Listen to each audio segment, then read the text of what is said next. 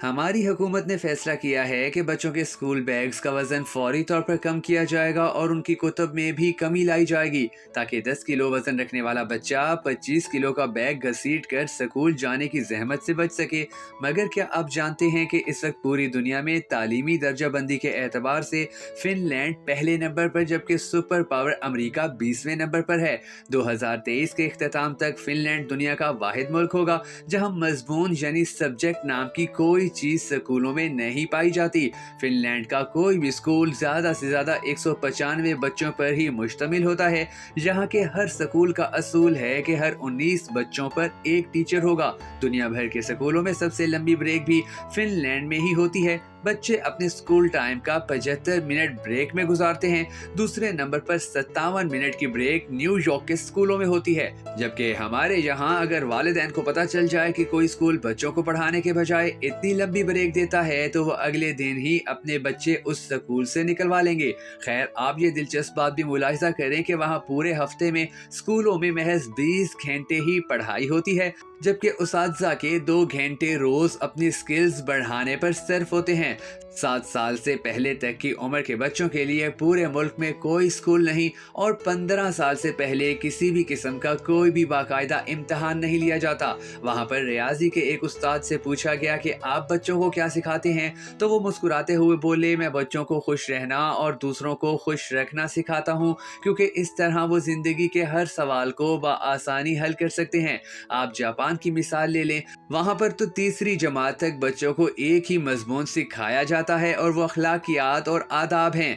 हजरत अली करमुल्लाह वजहुल करीम ने फरमाया कि जिसमें अदब नहीं उसमें दीन नहीं। मुझे नहीं मालूम कि जापान वाले हजरत अली करमुल्लाह वजहुल करीम को कैसे जानते हैं और हमें अभी तक उनकी ये बात मालूम क्यों ना हो सकी। बहरहाल इस पर अमल की जिम्मेदारी फिलहाल जापान वालों ने ही ली हुई है। हमारे एक दोस्त जापान गए और एयरपोर्ट पर पहुंचकर उन्होंने अपना तारुफ करवाया कि वो एक उस्ताद हैं और फिर उनको लगा कि शायद जापान के वजीर आजम बन गए हैं। इशफाक अहमद साहब मरहूम को एक दफा इटली में अदालत जाना पड़ा और उन्होंने भी अपना तारुफ करवाया कि मैं उस्ताद हूँ। वो लिखते हैं कि जज समेत कोर्ट में मौजूद तमाम लोग अपनी नशिस्तों से खड़े हो गए। उस दिन मुझे मालूम हुआ कि कौमों की इज्जत का राज उस्तादों की इज्जत में है। ये है कौमों की तरक्की और अरूजो जवाल का राज। जापान के स्कूलों में बच्चों को मुआशरती उलूम नहीं पढ़ाई जाती क्योंकि ये सिखाने की चीज़ है, पढ़ाने की नहीं, और वो अपनी नस्लों को बहुत खूबी के साथ मुआशरत सिखा रहे हैं। जापान के स्कूलों में सफाई सुथराई के लिए बच्चे और उसातिज़ा खुद ही एहतमाम करते हैं। सुबह 8 बजे स्कूल आने के बाद से 10 बजे तक पूरा स्कूल बच्चों और उसातिज़ा समेत सफाई में मशगूल रहता है। दूसरी तरफ आप हमारा तालीमी निज़ाम मुलाहिजा करें जो सिर्फ नकल और छपाई पर मुश्तमिल है। हमारे बच्चे पब्लिशर्स बन चुके हैं। आप तमाशा देखें, जो किताब में लिखा होता है उसातिज़ा उसी को बोर्ड पर नकल करते हैं, बच्चे दोबारा उसी को कॉपी पर छाप देते हैं। उसातिज़ा उसी नकल शुदा और छपे हुए मवाद को इम्तिहान में देते हैं, खुद ही अहम सवालों पर निशानात लगवाते हैं और खुद ही पेपर बनाते और खुद ही उसको चेक करके खुद नंबर भी दे देते हैं। बच्चों के ज़हीन और काबिल होने के गुण गाते रहते हैं। जिनके बच्चे फेल हो जाते हैं वो इस नतीजे पर अफसोस करते रहते हैं और अपने बच्चे को कोड़ मगज और कुंद जहन का ताना देते रहते हैं। हम 14 साल तक बच्चों को कतार में खड़ा करके असेंबली करवाते हैं और वो स्कूल से फारिग होते ही कतार को तोड़कर अपना काम हमें दिखाते हैं।